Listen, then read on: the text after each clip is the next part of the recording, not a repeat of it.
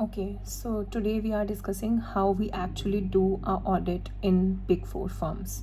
So once we clear the CA final exams, we all dreams of getting a part of either a Big Four or Big Five firm. So I'm just giving you a practical version of that. Like what happens when you get a location in a audit engagement, okay? So suppose you got a client named XYZ. Okay, so what you have to do?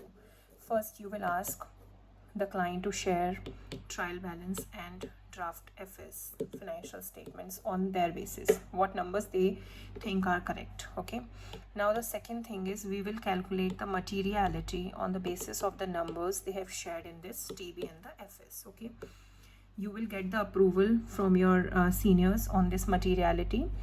Then we'll have a briefing call with client. So in that briefing call, we'll just let them know our expectations, deadlines, materiality. So why we are communicating the materiality to client? When we will share the samples, so they should be able to provide all the samples, right? So it should not be that they are not expecting us to test cash, but we are testing cash. Because it is material, then we will cash it. Okay, now the fourth thing is we'll start our planning procedures. So in the planning procedures, what we usually do, first of all, the materiality, right? Then the scoping. What is the scoping? Where just we rule out the FSLIs, like we are testing cash, we are testing PP, we are testing revenue, and what we are not testing. Like if those areas are not in our in our scope, then we just don't test it, and we'll just let them know to the client that we are testing these and we will require the supports for these, right? So this is the scoping. We'll do the scoping, we'll do the materiality, we'll do our walkthroughs. Okay, all the walkthroughs whichever need necessary. Then we'll share the questionnaires with the client. It will be from to the directors, to the management, to TCWG. Okay, and the responses in 3 should be reconciled to each other. It should not be different, right? Then we'll ask board minutes. We'll do the client documentation, like letter of engagement, terms and conditions, terms of business, everything. These will be covered under planning stage. Now the second stage is respond to risk. In respond to risk, what we do, first we have already calculated the materiality. So on that materiality, we will select the samples. Okay, we'll select the samples in all the areas, either it's in P&L on the or the balance sheet. Then we'll start our testing. So in that testing, it depends whether you are doing test of details, test of controls, or both. Okay, so all the testing, all the vouching comes under this respond to risk section. Okay, now the third section is concluding and reporting. In concluding and reporting, what we usually do, suppose obviously we find variances here in the testing part, and if we are finding variances here, we have to report here. So we'll prepare AFR, audit findings report, where we'll document all the misstatements, either the adjusted ones or the non-adjusted ones.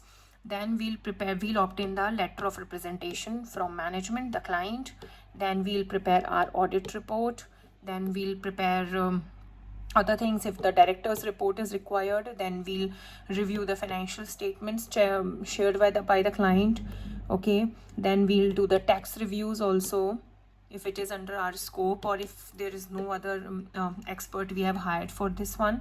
So these are the all things which are coming in the concluding section. So in the concluding sections, we'll obtain subsequent event details as well, that what are the subsequent events happened after the year end date. Okay, if suppose you are auditing 31st December 2025 and your audit report will be issued on 30th September 2026, so whatever happened between these 2 days or till date, then you have to ask for those events, right? You'll review these, you will check the impact of these events on your testing, right?